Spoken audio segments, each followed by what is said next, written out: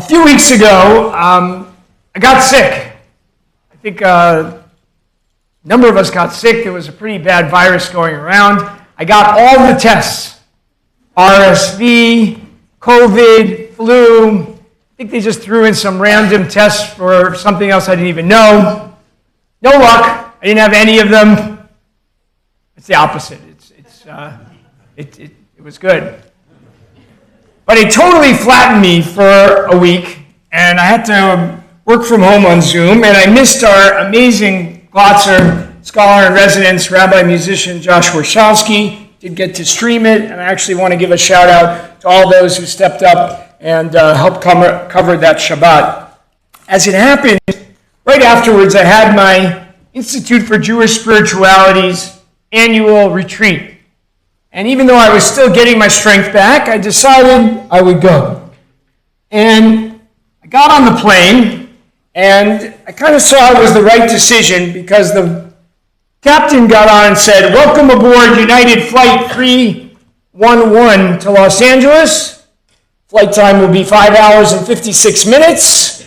Temperature in Boston is 9 degrees. Temperature in Los Angeles is 79 degrees. Right decision." But during the flight, I developed this very weird, sharp pain in my left arm. Kind of started in the shoulders, went down the triceps, all the way down to the forearm. And I couldn't get rid of it. It just stayed there and got worse and worse. I figured that during the retreat, with all of its spirituality, healthy food, rest, meditation, yoga, singing, learning, I would get better. But it got worse to the point where I left the conference and flew home early. As it happened, I got lucky with my doctors. My PCP could see me immediately. She examined me, couldn't figure out what it was, said I need to go to the MGH Department of Medicine and Rehabilitation. And then I got lucky again. They had an opening immediately the next morning. I go in, they x-ray my whole arm, they examine me, and trying to figure out exactly what I have. And when I described the sequence of the events that led me to this moment, that I had this bad virus, and that I was having pain down my dominant arm, my left arm, the practitioner said, "I think you have Parsonage-Turner syndrome." And I said, "Of course. I've been living in a parsonage for 27 years. She said, "What's a parsonage?"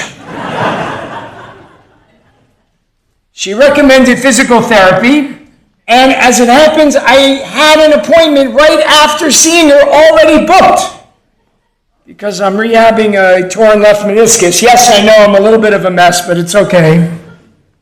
So I go to my PT, who is, I've praised before because so many people in the shul see him. He is by far the best physical therapist in Boston, Al Visnick. Small commercial. He doesn't give me a cut, but it's fine. I told him I had a new problem. He just smiled. He knows me.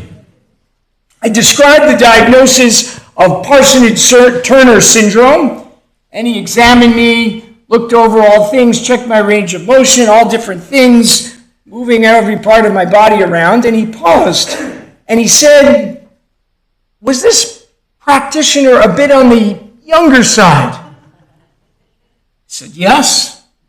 It looked like they were right out of school. He said, "It's a very interesting diagnosis, but you have a pinched nerve in the back of your neck." Oh. So the pain was in my arm, but the problem was somewhere else. The symptom was very obvious, but the source was hidden. Sometimes the deeper reality is what we don't see at first, but that's what actually is going on. We see the exact same move in this week's Parashat Truma. Parashat Truma, as Jacob beautifully introduced it, is about a massive building project. We've got materials, measurements, curtains, clasps, sockets, poles, all of this engineering, blueprints.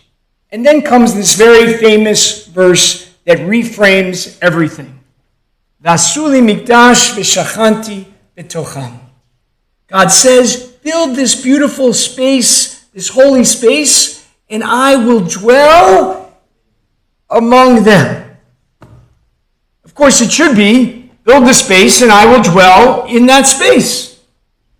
But instead it says, I will dwell among the people. The building, of course, matters, but the building isn't the point. The deeper message is really about the people inside.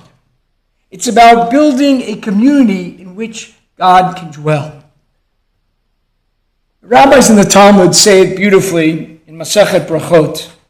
Minyan la'asara shemitpalalim sheshchina imahem shene'amar Elohim nitzav be'adat el.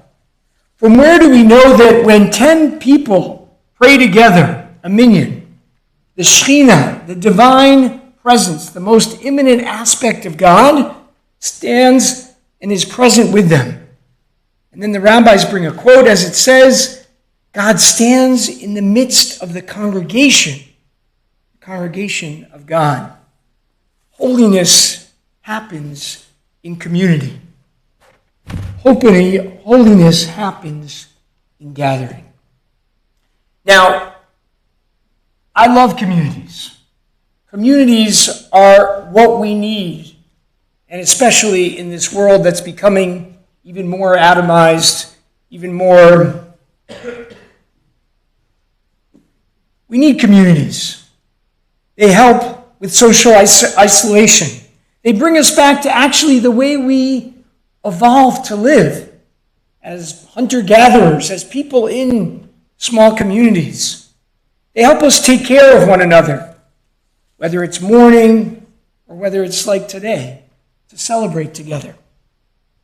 I've been working on building community my entire career as a rabbi. But today I want to look at another deeper truth about communities. Communities are actually not so simple. They're not neat.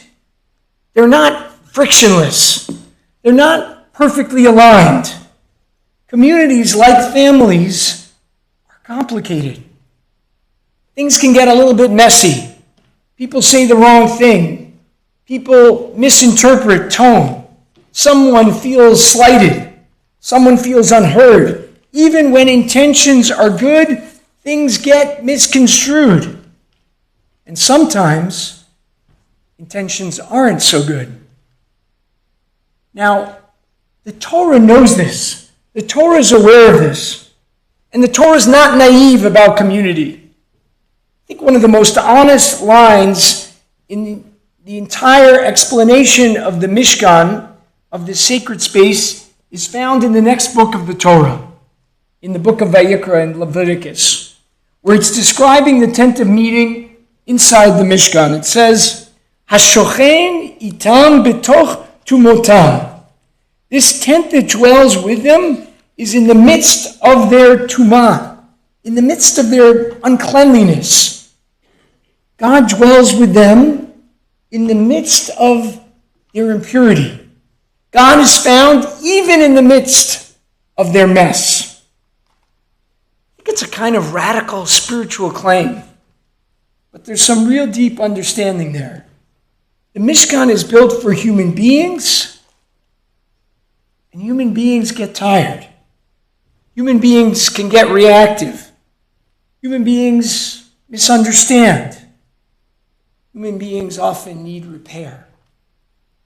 Communities, the Torah is teaching us, are not going to be perfect. And so communities need something that's really important. They need commitment. A commitment to stay. A commitment to be present. a commitment to speak carefully, a commitment to repair when we hurt one another, a commitment to keep building even after something cracks. Of course, it's not only true in synagogues and churches and mosques and temples and in places of worship. It's true in families. It's true in extended families. It's true in the Jewish people. And of course, it's true in our country. Community, real community, is complicated.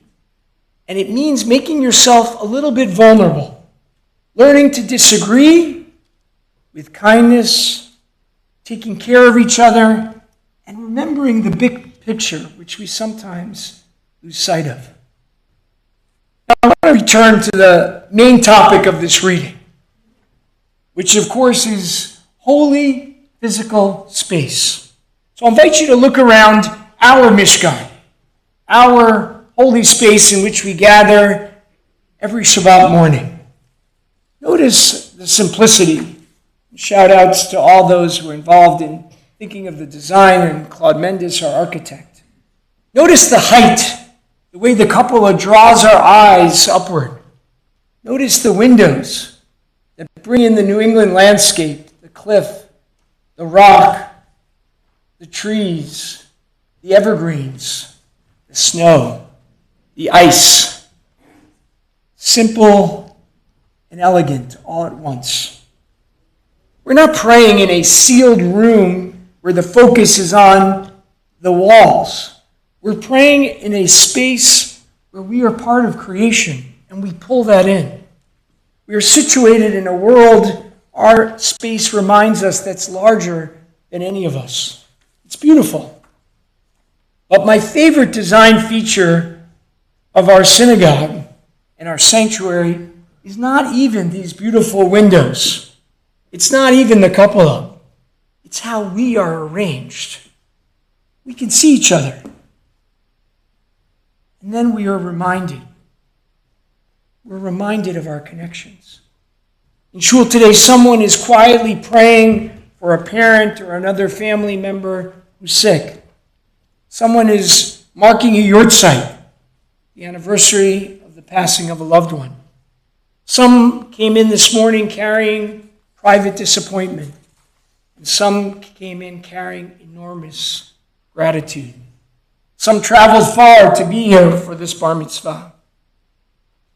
And yet we still have that tricky part. Seeing each other is beautiful, but it's also a little bit risky. Because closeness is where misunderstanding happens the most. You don't usually hurt someone you never speak to. You don't really misread people that you never engage. Community is where love can grow, but where the possibility of hurt can grow as well. Which means that building a Mishkan is not about avoiding friction. It's not going to be perfect. It's about building a communal culture that's strong enough to survive those challenges. Parashat Truma teaches us that holiness is assembled from many offerings. As Jacob reminded us, people bring things, trumot, these gifts that are lifted up by many different hands. Some people bring resources, some people bring skills, some bring time, some bring warmth, some bring steadiness, some bring support, some bring humor. Some bring the courage to say, I think we need to talk. And some bring the humility to say, I'm sorry. Which brings me back to my pinched nerve, which is still here. Again, the pain is in my arm, but the problem is in my neck. And the neck I'll use as a metaphor for the point where the center connects to your limbs. In fact, the entire spine. When that connection gets compressed, the pain can overwhelm and the arm cannot perform its function. In communities, pain often shows up in a visible place, in a sharp comment, in a tense exchange, in a misunderstanding in a meeting, or even a blow-up of some kind. But often the deeper issue is the connection itself, the channel of trust, the assumption of goodwill, and the capacity to listen, to really listen. When that connection gets pinched, then the whole body suffers. Our Parashat and the verse that I brought from the book of Leviticus together teach us something profound. Don't only treat the symptom, but restore the channel. Reopen the connection. Build a structure that can hold imperfection without collapsing. I think that's really the promise of community. So let's all bring our truma, our gifts of presence, of restraint, of kindness, of repair. May this community be strong enough always to hold joy and pain and to stay connected even when there are disagreements and misunderstandings. And may we leave with the nerve restored, mind to heart, heart to hands, ready to build a mishkan of relationship. Because in the end, it's not about the building. It's about the community. Shabbat Shalom.